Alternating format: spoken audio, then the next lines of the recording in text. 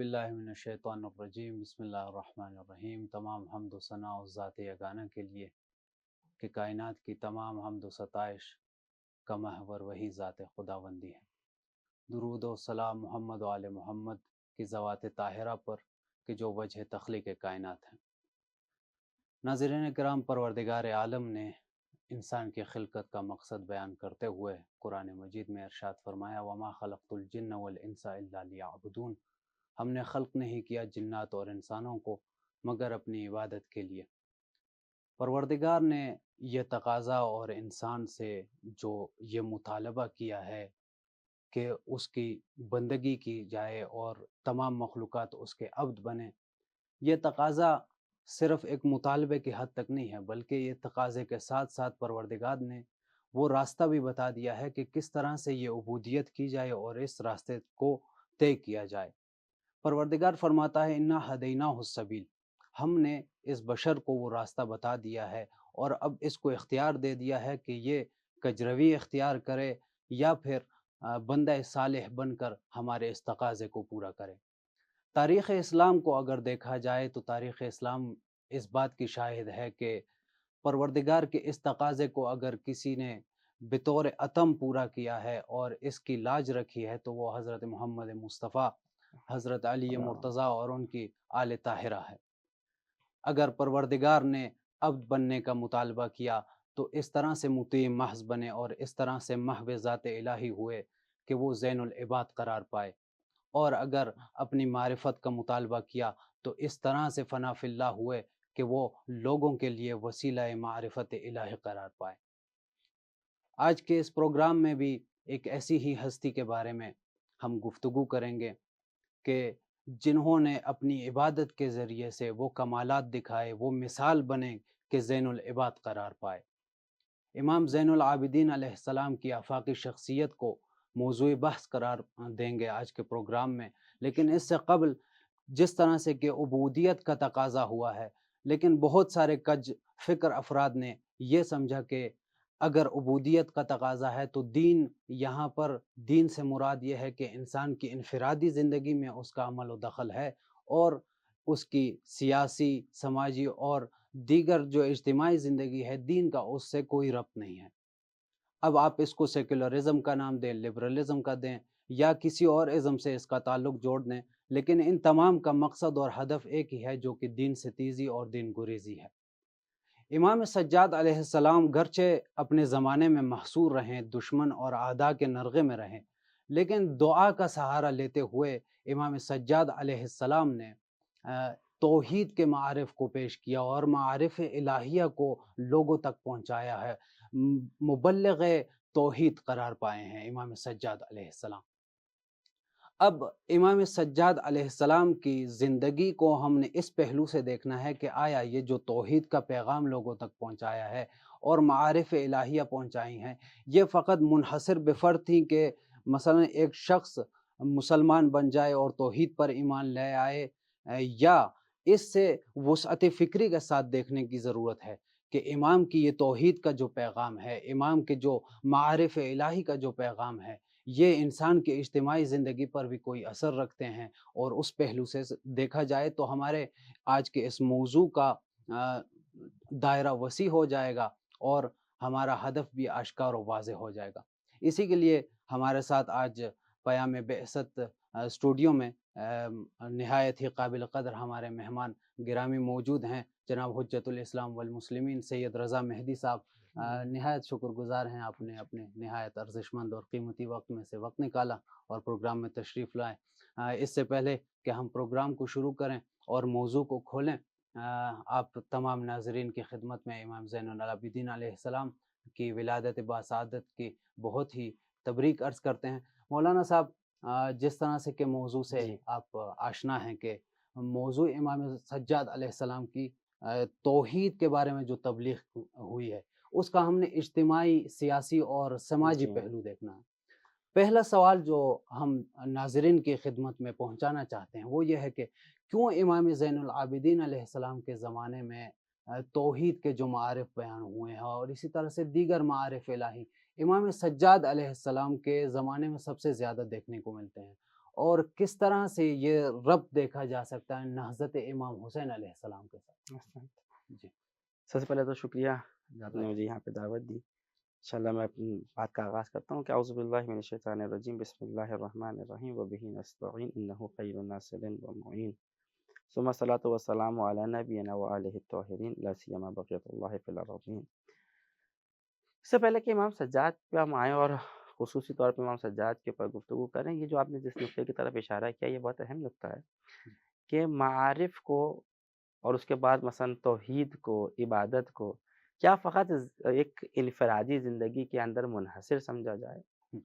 یا نہیں، یہ وہ ایک ایسی چیز ہے کہ جس کا سریان پوری انسانی زندگی کے اندر ہے. یعنی جہاں پہ بھی انسانی زندگی ہے، چاہے وہ اس کی فردی زندگی ہو، چاہے اس کے وہ گھر کی زندگی ہو، چاہے اس کے جو ہے وہ معاشرے کی زندگی ہو، توحید اس کے اندر جریان رکھتی ہے، یعنی جاری ہے توحید. رہبر معظم کی بہت خوبصورت اس میں تعبیر ہے، کہتے ہیں کہ توحید اس طریقے سے معرفت اسلامی کے لیے کہ جس طریقے سے بدن کے اندر خون ہے، جسم کے ہر حصے میں جو ہے وہ خون جاری ہے. بس یہ جو توحید ہے یہ پورے معرفت اسلامی میں، احکام اسلامی میں، اخلاق اسلامی میں ہر جگہ یہ توحید جاری ہے. اور ستم یہ ہوا کہ کیونکہ دیکھیے دشمن جب کبھی کسی چیز کو مٹا نہیں سکتا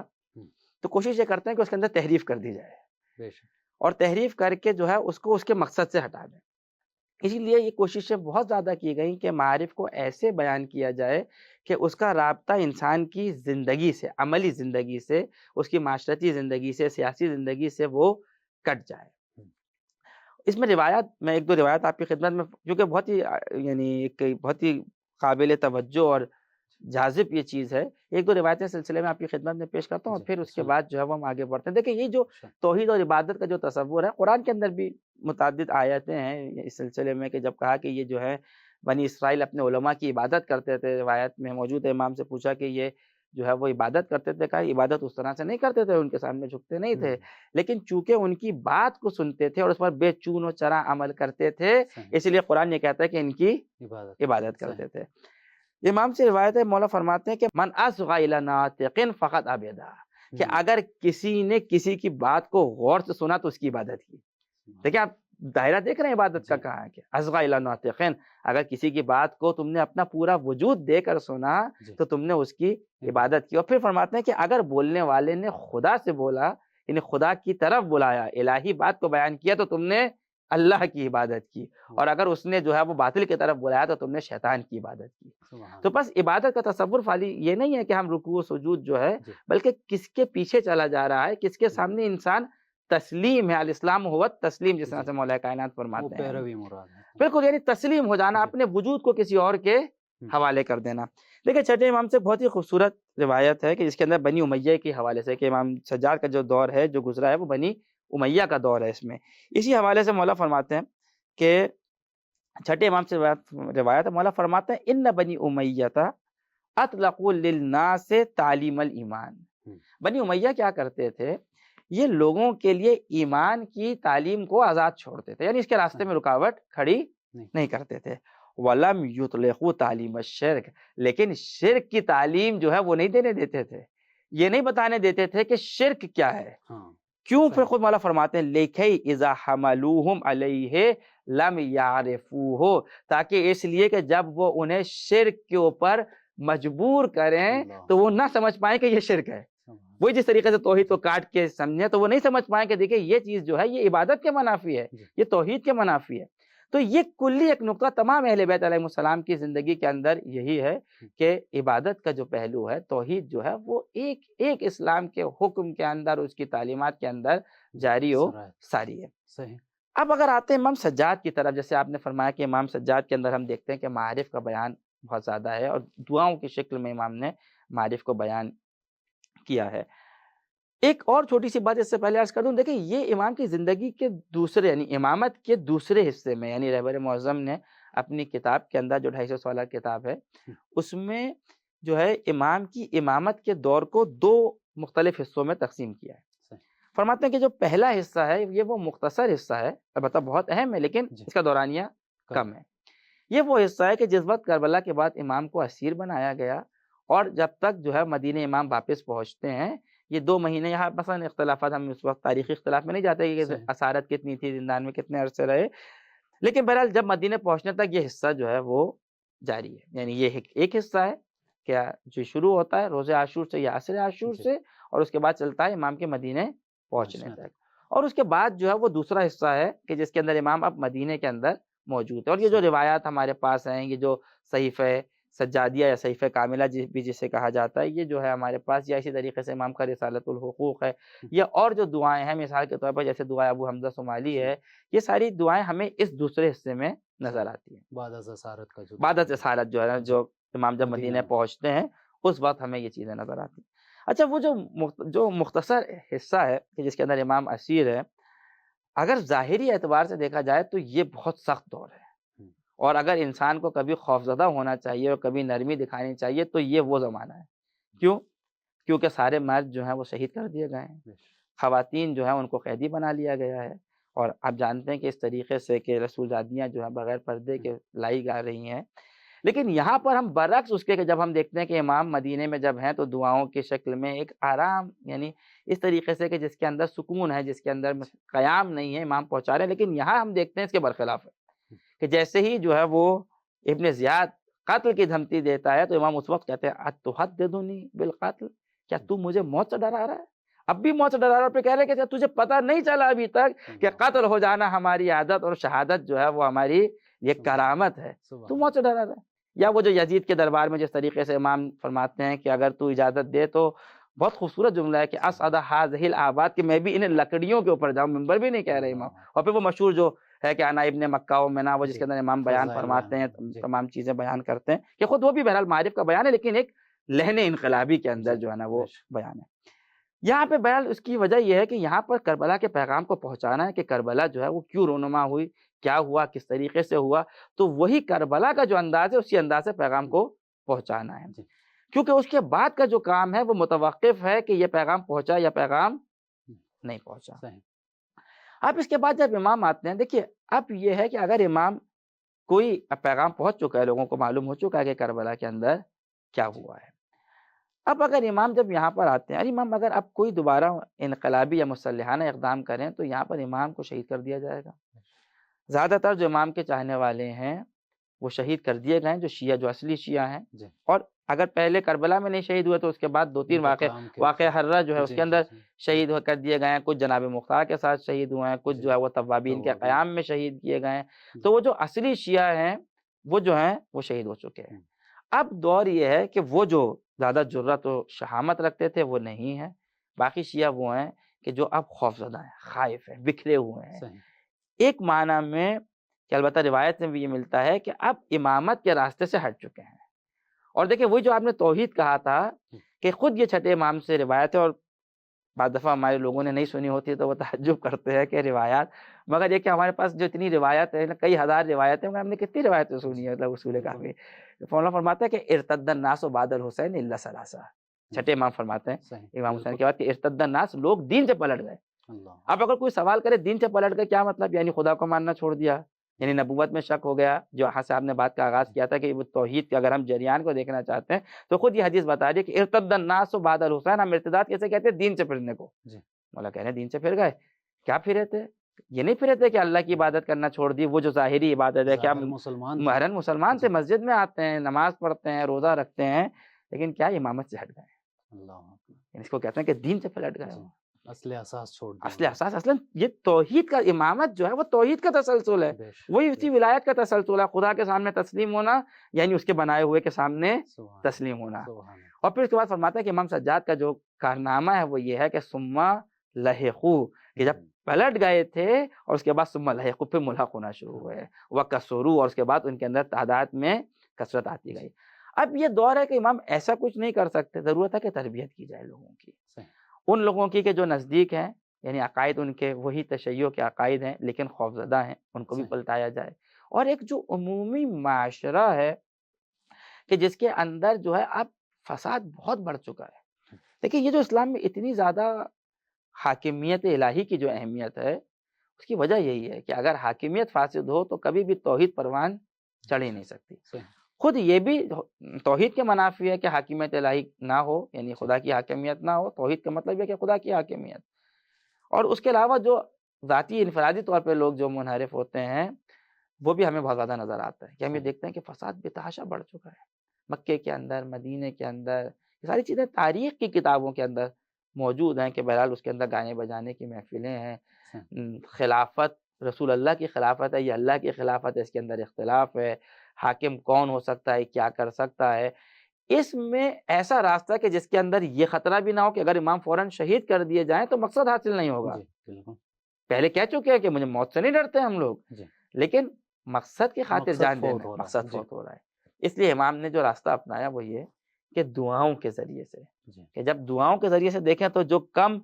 فہم لوگ ہیں وہ سمجھیں گے کہ امام جو ہے ویسے ہم لوگ سمجھتے ہیں، صحیح آج تک دیکھیں یہ بعض لوگ یہی جو ہے غلط تصور رکھتے ہیں کہ امام جی ایک بس جی دعا مسجد میں بیٹھے دعا کر رہے ہیں، لیکن امام نے یہ راستہ اپنایا اور ان دعاؤں کے ذریعے سے جو ہے ان معارف کو پہنچانا سبحان شروع کیا، کیونکہ اس وقت جو ہے وہ سب سے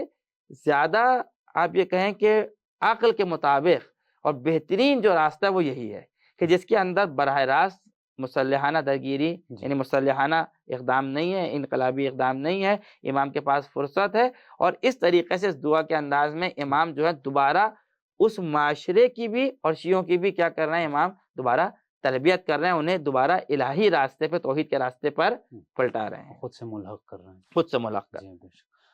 جیسا کہ ابتدائی سخن میں ہم نے اس بات کی جانب اشارہ کیا کہ بعض کچھ فکر افراد ایسے ہیں کہ جو یہ سمجھتے ہیں کہ دین کا انسان کی سماجی زندگی سے کوئی رابطہ نہیں ہے، اجتماعی زندگی سے، سیاست میں دین کا کوئی دخل نہیں ہے۔ تو آیا ہمیں امام سجاد علیہ السلام کی سیرت میں بھی ایسا دیکھنے کو ملتا ہے؟ کس طرح سے انہوں نے توحید کو بیان معارف کیا؟ کو، یہ بہت اچھا آپ نے جی سوال کیا۔ دیکھیں یہ کتاب جو میرے سامنے یہ وہی 250 سالہ جس کا جی میں نے تذکرہ کیا تھا، رہبر معظم کی کتاب ہے، اس میں امام سجاد کا جو حصہ ہے بہت ہی خوبصورت لکھا ہے، البتہ اردو میں بھی یہ کتاب ترجمہ جی شدہ بالکل موجود ہے ہمارے پاس۔ دیکھیں اگر ہم اب میں کچھ آپ کی خدمت میں نمونے پیش جی کرتا ہوں کہ جس بسم اللہ طریقے سے امام جو ہیں وہ معارف کو پہنچا رہے ہیں اور کیسے اس کو مرتبط کر رہے ہیں یعنی اس ہدف سے۔ صحیح دیکھیں ایک چیز تو کلی یہ ہے کہ اہل بیت علیہم السلام کبھی بھی توحید کو محدود نہیں سمجھتے،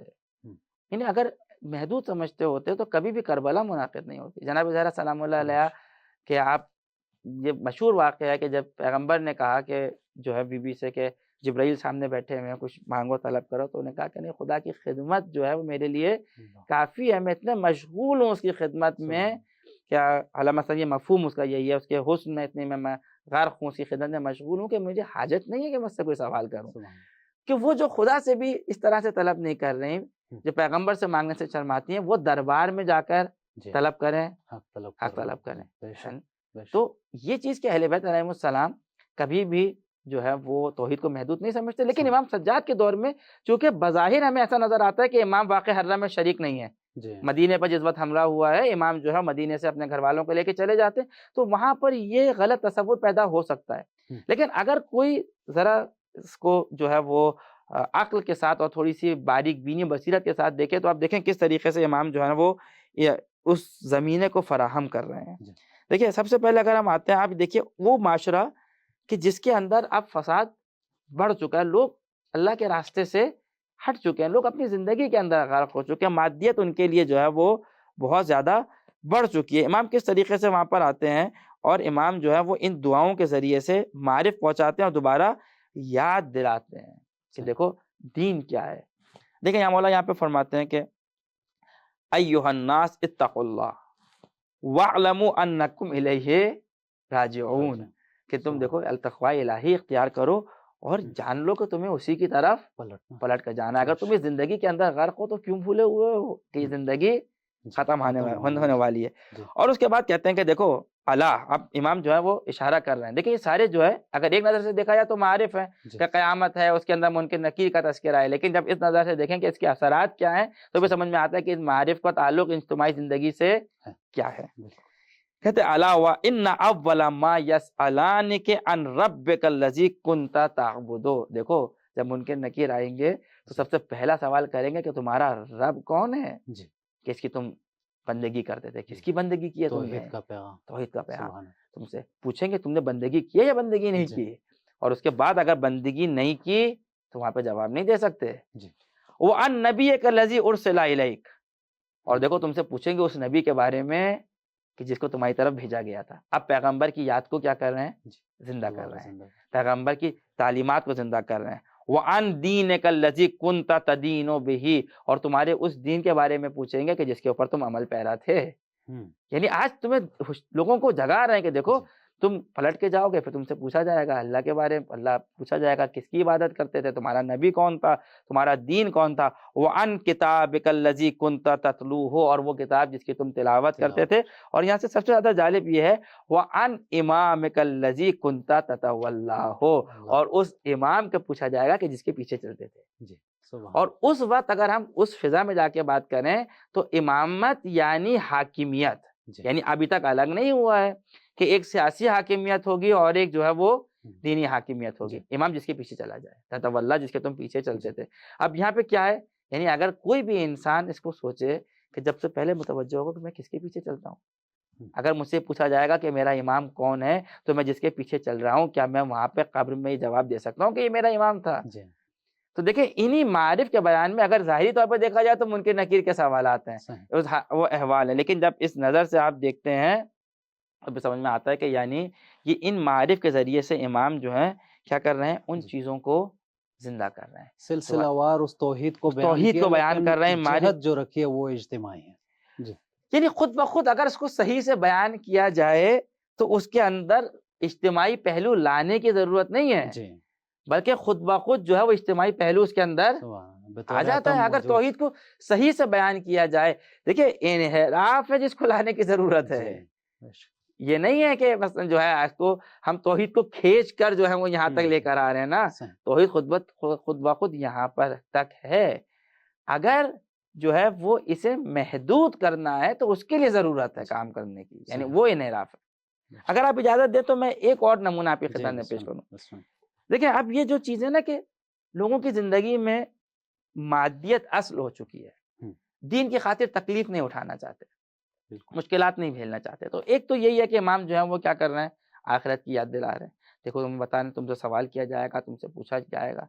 مختلف بہانوں سے جب مختلف جو ہے معارف کے ذریعے سے متوجہ کر رہے ہیں کہ جگہ جگہ جو ہر دعا امام کی صحیفہ سجادیہ میں جتنی دعائیں ہیں سب کے اندر آپ دیکھیں تو وہ جہت گیری زندگی کہ دیکھو تمہاری زندگی کس جگہ سے گزر رہی ہے، کس جگہ پہ گزر رہی ہے. پیغمبر اکرم کے لیے دعا فرماتے ہیں. دیکھیں بظاہر اگر دیکھا جائے تو کیا ہے، پیغمبر کے لیے دعا کی جا رہی ہے. آپ کوئی اس میں معترض بھی نہیں ہو سکتا، اعتراض نہیں کر سکتا کہ بھائی جو ہے وہ پیغمبر کے لیے دعا کیوں کر رہے ہیں. پیغمبر صلوات سب پڑھتے ہیں، پیغمبر کا تو کوئی بھی انکار نہیں کرتا. خلیفہ بھی جو بیٹھا ہے وہ کیا ہے، وہ جو خلیفہ ہے وہ بھی اپنے آپ کو کہتا ہے کہ میں پیغمبر کی جانشینے میں بیٹھا ہوں. لیکن آپ ان دعاؤں کے اندر دیکھیں کیا کہتے ہیں کہ پیغمبر کے لیے اللہم فصل علی محمد امینک علی وحیک، کہ پروردگار تو درود بھیج محمد پہ. ایک دفعہ صلوات پڑھ لیتے ہیں کہ اللہم صلی علی محمد وعلی محمد امینک علی وحیک، جو تیری وحی کے اوپر امین ہے. ونجیبک من خلقک، تیرے مخلوق میں سب سے زیادہ گرامی، سب سے زیادہ قیمتی، سب سے زیادہ بلند مرتبہ ہیں. وصفیک من عبادک، جنہیں تو نے چنا ہے. اور اس کے بعد فرماتے ہیں کہ کیوں، کما نصب لامرک نفسا، اس لیے کہ انہوں نے تیرے امر کی خاطر اپنے آپ کو آمادہ کیا. یعنی ہر جسمانی مشکل کے لیے، ہر روحی مشکل کے لیے کیا کیا اپنے آپ کو. اب دیکھیں جو پیغمبر سے محبت کرتا ہے کیا ہے، اس کے لیے کیا ہے، اس کے اندر ایک درس ہے کہ دیکھو پیغمبر کے لیے درود کیوں ہے، کیونکہ پیغمبر نے کما نصب لامرک نفسا، اپنے نفس کو تیرے امر کے لیے آمادہ کیا. وعرض فیک للمکروہ بدنا، اور تیری وجہ سے تیرے راستے کے لیے اپنے بدن کو ہر قسم کی مشکل کے لیے پیش کر دیا. یعنی ایک اعتراض بھی دیکھو، آج تم اس بدن کی خاطر کہ کوئی سے مشکل نہ آئے تم جو ہے وہ ہر راستے کو، یعنی چیز کو قبول کر لیتے ہو، خدا کے راستے سے ہٹے ہوئے. دیکھو تمہارے نبی وہ ہیں کہ عرض فیک للمکروہ بدنا، جس نے اپنے بدن کو مصیبتوں کے لیے پیش کر دیا.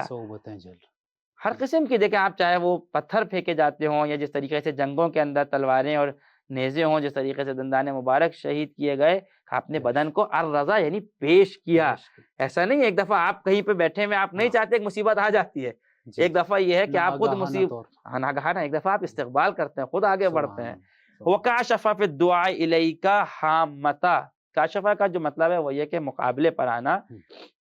اپنی دشمنی کا جو ہے وہ اظہار کرنا. کس کے لیے، کس کے سامنے، حامتہ، جو قریبی ترین رشتہ دار ہیں کہ ان کے سامنے کیا کیا، ان کے خلاف ہو گئے، ان کے سامنے آ کے کھڑے ہو گئے. وَحَارَبَ فِي رِضَاكَ أُسْرَتَ، اور تیری رضا کی خاطر اپنے خاندان والوں سے لڑائی کی ہے. اس زمانے میں کہ جب قبیلہ انتہائی اہم ہے، یعنی ساری زندگی جو ہے وہ قبیلے کے ارد گرد گھومتی ہے، وہاں پہ تیری رضا کے خاطر کیا کیا، اپنے قبیلے سے جو ہے حاربہ، اس سے حرب کی. وَقَطَعَ فِي إِحْيَاءِ دِينِكَ الرَّحِمَ، اور تیرے دین کو زندہ کرنے کے لیے اپنے رحم کو قطع کر، جو رحم رشتہ دار ہیں ان سے رابطے کو منقطع کر لیا. وَأَقْصَى الْأَدْنَيْنَ عَلَى جُهُودِهِمْ، اور کیا کیا، دیکھو وہ جو نزدیکی تھے، جہودہم، کیونکہ انہوں نے تیرا انکار کیا اس لیے انہیں دور کیا. وَقَرَّبَ الْأَقْصَيْنَ عَلَى اسْتِجَابَتِهِمْ لَكَ، اور وہ جو دور تھے جن سے کوئی خونی رشتہ نہیں تھا انہیں نزدیک کیا. کیوں؟ کیونکہ انہوں نے استجابتہم لک، کیونکہ انہوں نے تیری دعوت کے پر جو ہے لبیک کہا. اب آپ یہ دیکھیے، یہ دعا تو کوئی نہیں کہہ سکتا کہ پیغمبر کے لیے دعا نہ کی جائے، صلوات نہیں بھیجی جائے، لیکن ہر چیز میں اگر کوئی دیکھے تو یہ معرف بتانے کہ دیکھو اگر پیغمبر ایسے تھے تو میں آج کہاں ہوں، میں کس سے رابطہ جوڑتا ہوں، میں کس سے رابطہ توڑتا ہوں، میں نے کس بنیاد پہ رابطے قائم کیے ہیں. یہ چیز آپ کو پوری صحیح پہ سجا دیا کہ جو بھی آپ دعا اٹھائیں گے، چاہے والدین کے لیے دعا ہو، چاہے کسی پریشانی کے وقت دعا ہو، ہر جگہ جو ہے یہ چیز ملتی ہے کہ دیکھو کوئی بھی چیز ایسی نہیں ہے کہ جو الہی جہت یعنی الہی سمت سے ہٹ کرو. ہر چیز کے اندر جو ہے وہ ایک الہی جہت، الہی سمت، وہی توحیدی پہلو اگر اس کو ہم کہیں، وہ توحیدی پہلو اس کے اندر موجود ہے. جی مولانا صاحب، جیسے کہ آج دیکھا جاتا ہے کہ امت مسلمہ ظلم و جبر کا شکار ہے، اور ضرورت اس امر کی ہے کہ امت مسلمہ مقاومت کرے، جو کہ متاسفانہ نہیں کر رہی. امام علیہ السلام کی سیرت میں کس طرح سے دیکھا جا سکتا ہے، جو کہ امام نے خود بہت مقاومت کی ہے، مزاحمت کی ہے ظلم و جبر کے خلاف. امام کی سیرت سے اگر ہم درس لینا چاہیں تو مزاحمت کا درس کس طرح سے لیا جا سکتا ہے؟ بہت اچھا سوال ہے یہ. دیکھیں امام کی جو ہے جس طریقے سے ہم نے بیان کیا کہ امام جس طریقے سے معرف کو بیان کر رہے ہیں، اور یہ ایک چیز تھی، امام نے بعض دفعہ اس میں اور اقدامات بھی ہیں جو درباری علماء ہیں ان کو مولانا نے خط لکھا ہے، اس کے اندر بہت سخت توبیخ کی ہے، مذمت کی ہے، کہا کہ تم لوگوں کی وجہ سے جو ہے یہ مسلط ہو چکے ہیں. یا آہستہ آہستہ ہم دیکھتے ہیں کہ امام نے بعض جگہوں پر جو لوگ کھڑے ہونا چاہتے ہیں ان کے امام نے ہمت حوصلہ افزائی کی ہے کہ بہرحال وہ جو فضا ہے وہ آہستہ آہستہ ٹوٹے. جو فضا ہے، ایک چیز جو اہم امام کی زندگی سے سیکھنے والی ہے وہ یہ کہ مقاومت جو مقابلہ ہے وہ موقعیت کے مطابق ہے، یعنی شرائط کے مطابق ہے. البتہ شرائط جیسے ہیں، بعض دفعہ شرائط ممکن ہے کہ ایک شہر کی شرائط دوسرے شہر کی شرائط سے فرق ہوں، ایک ملک کی شرائط دوسرے ملک کی شرائط سے فرق ہوں، یا چند گروہوں کی شرائط. مثلا امام جو ہیں، امام کے سامنے دو گروہ ہیں، ایک گروہ جو ہے اس کی شرائط مختلف ہیں، وہ آمادہ ہے، وہ تمام اس کی جو بنیادیں ہیں وہ فراہم ہیں، امام اس کو جو اس طریقے سے کہہ رہے ہیں کہ آگے بڑھا رہے ہیں. لیکن دوسرا جو گروہ ہے اس کے سامنے جب ہم دیکھتے ہیں کہ اس کے اندر بھی یہ شرائط نہیں پائی جاتی ہیں، تو امام کا جو طرز عمل ہے وہ بالکل ان سے برخلاف ہے. کہ جیسے میں نے آپ کو بتایا کہ ابھی عمومی جب ہم دیکھتے ہیں معاشرہ اس طریقے سے کہ اصلاً جو ہے ان کی جو جہت و سمت و سو ہے وہ الہی نہیں ہے، تو امام وہاں پہ اس طرف واپس پلٹا رہے ہیں، دین کی طرف لے کر آ رہے ہیں. لیکن امام کا جو انداز اپنے شیعوں سے ہے کہ وہ جن کو میں نے کہا تھا کہ اگرچہ یہ شیعہ جو ہیں اب اس وقت خوفزدہ ہیں، پھیلے ہوئے ہیں، لیکن بہرحال یہ دوسروں کے مقابلے میں کیا ہیں، یہ آمادہ تر ہیں، یہ آمادہ ہیں. ان کو زیادہ آسانی سے دوبارہ ملایا جا سکتا ہے. لحقو والی جو چیز ہے کہ یہ آئے اور امام کے ساتھ آپ ملحق ہوں، اور آپ اس کے بعد جو امام کی مقاومت ہے اس کے اندر امام کے ساتھ دیں. تو یہاں پہ دیکھیں امام ان کو کس طریقے سے آمادہ کر رہے ہیں. بالکل امام کا انداز ان کے ساتھ جو گفتگو کا انداز ہے وہ بالکل مختلف ہے. کہ جہاں پہ پہلے آپ کو بتایا تھا کہ وہاں دین کی باتیں ہو رہی ہیں، یعنی وہاں پہ کہ دین کی بنیادی چیزوں کو یاد دلایا جا رہا ہے، یہاں پہ جب آتے ہیں تو امام یہاں پر آ کر اب ایک الگ انداز سے بیان کرتے ہیں. یہاں پہ جب امام آتے ہیں تو فرماتے ہیں کہ یا ایھا المؤمنون. دیکھیں وہاں پہ اس طریقے سے خطاب نہیں تھا، کہتے ہیں اے مومنو، لا یفتننکم الطواغیت واتباعهم من اہل الرغبۃ فی الدنیا. دیکھو کہیں ایسے نہ ہو کہ یہ جو دنیا کی طرف دوڑنے والے ہیں کہیں یہ تمہیں بھی فتنے میں مبتلا نہ کر دیں. کیا کہتے ہیں، ایسا نہ ہو کہ وہ کہ جو حق کی طرف سے منہ موڑے ہوئے ہیں. میں اس کو چھوڑ دیتا ہوں کہ اب زیادہ وقت میں گنجائش نہیں ہے، آگے بڑھتا ہوں. کہ امام فرماتے ہیں کہ دیکھو یہ جو چیزیں ہیں کہ کہیں ایسا نہ ہو کہ تمہارے جو دل ہیں وہ حق کو پہچاننے کے بعد اس کی طرف سے ہٹ جائیں. اور پھر فرماتے ہیں کہ دیکھو ایاکم وصحبۃ العاصین ومعونۃ الظالمین. دیکھو کہیں ایسا نہ ہو کہ تم جو ہو گناہ گاروں کے صحبت میں بیٹھنے لگو اور ظالموں کی مدد کرنے لگو۔ کہتے ہیں یہ کیوں ہوگا، یہ کس وقت ہوگا کہ اگر تم یہاں تک پہنچنا چاہتے ہو، کہتے ہیں یہ اس وقت ہوگا کہ جب تم جو ہو جو حق ہے اس سے پیچھے ہٹ جاؤ۔ فرماتے ہیں کہ دیکھو کہیں ایسا نہ ہو، وَلَا تُقَدِّمُوا الْأُمُورَ الْوَارِدَةَ عَلَيْكُم مِّن طَاعَةِ الطَّوَاغِيتِ وَفِتْنَةِ الزَّهْرَةِ الدُّنْيَا بَيْنَ يَدَيْ أَمْرِ اللَّهِ وَطَاعَتِهِ وَطَاعَةِ أُولِي الْأَمْرِ مِنكُم۔ دیکھو کہیں ایسا نہ ہو کہ تم ان کی اتباع کرنے لگو، ان ظالموں کی، اور تم جو ہو وہ اللہ کی اطاعت، اور کس کی اطاعت؟ وَطَاعَةِ أُولِي الْأَمْرِ مِنكُم، وہ تم میں جو اولی الامر ہے ان کی اطاعت سے ہٹ جاؤ۔ اب یہاں انداز بالکل ہے، دیکھو خبردار ان کی مدد نہ کرنا، ان سے رابطہ نہ رکھنا۔ اب یقیناً جو شیعہ ہیں جب وہ دور ہے دربار سے، حکومت سے، تو مشکلات ہیں، مالی مشکلات ہیں، مختلف مشکلات ہیں، لیکن امام کہہ رہے ہیں کہ بار بار ان کو آمادہ کر رہے ہیں کہ دیکھو کہیں ایسا نہ ہو کہ تم جا کر ملحق ہو جاؤ۔ تو سب سے پہلا جو درس ہے وہ یہ ہے کہ ان شرائط میں ہمیں یہ سیکھنا چاہیے، خاص طور پہ وہ لوگ کہ جو کسی نہ کسی صورت میں ہدایت کا جو ہے وہ کام انجام دیتے ہیں، کہ مختلف وقت کی شرائط کو سمجھیں۔ ممکن ہے کہ ایک ہی ملک کے اندر مختلف قسم کے افراد ہوں، کچھ آمادہ تر ہیں، ان سے جو ہے وہ درس آپ کو یہ ہے کہ ہم کس طریقے سے مالی طریقے سے شریک ہوں، ہم ہمدلی کا اظہار کریں، لوگوں تک پہنچائیں اس بات کو کہ کیا ہو رہا ہے، جو ظلم ہو رہا ہے، کون ظالم ہے، کون مظلوم ہے، اور اس کے مقابلے میں جہاں پر ابھی حتماً حقیقت پہنچی نہیں ہے ان کے لیے یقیناً ہمیں یہ زیر بنائی کام کرنے پڑیں گے۔ زیر بنائی یعنی یہ فاؤنڈیشنل کام کرنے پڑیں گے، انہیں اس وقت بتانا پڑے گا کہ دیکھو وہ لوگ جو مرعوب ہیں ابھی تک ویسٹرن سویلائزیشن سے، آج ان کے سامنے اس حقیقت کو لانے کی ضرورت ہے۔ اس سے پہلے کہ ان سے کہا جائے کہ اس کے مقابلے میں کھڑے ہو، ان کے لیے ضروری ہے کہ اس بات کو تبین واضح کیا جائے کہ دیکھو ویسٹرن سویلائزیشن کی حقیقت کیا ہے۔ یہ ایک جانور کے مرنے پر اتنے درد کا اظہار کرتے ہیں، لیکن یہاں پر آج 50,000 کے قریب بچے جو ہیں، یعنی عورتیں اور بچے اس دنیا سے جا چکے ہیں، کتنے ہی ایسے ہیں لاکھوں کی تعداد میں جو بھوکے ہیں، مگر یہاں انہیں حقوق بشر نظر نہیں آتے۔ تو مقاومت، امام سجاد کا پیغام یہ ہے کہ دیکھو مقاومت سے کبھی بھی ہم ہاتھ نہیں ہٹا سکتے، لیکن جیسی شرائط ہوں گی، اگر شرائط مہیا ہیں جن لوگوں میں یا خود اس وقت میں، تو وہاں پر ہمیں بالکل آگے بڑھ کر اقدام کرنا ہے۔ لیکن جہاں پہ شرائط مہیا نہیں ہے، وہاں پہ یہ کہے کہ ہم نے پیچھے نہیں ہٹ جانا کہ شرائط مہیا نہیں ہے، بلکہ وہاں پہ ان شرائط کو فراہم کرنا ہے۔ ناظرین کرام، نہایت ہی عمدہ اور خوبصورت مطالب سے نواز رہے تھے مولانا صاحب۔ یقیناً امام علیہ السلام کی اسٹریٹجی اور ان کی حکمتی عملی ہمارے لیے آج بھی ان میں سیرت ہے، اور آج سیکھنے کی ضرورت ہے امام کی سیرت سے کہ کس طرح سے اپنی زندگی میں اس کو امپلیمنٹ کیا جا سکتا ہے، اپلائی کیا جا سکتا ہے۔ اور مزاحمت اگر سیکھنی ہو تو ائمہ اطہار علیہ السلام کے ذوات مطہرات سے سیکھی جا سکتی ہے۔ اسی دعا کے ساتھ کہ پروردگار ہمیں ائمہ اطہار علیہ السلام کی سیرت پر چلنے کی توفیق عطا فرمائے۔ آپ سے اجازت چاہتے ہیں، انشاءاللہ اگلے پروگرام تک ہمارے ساتھ رہیے گا۔ اللہ نگہبان۔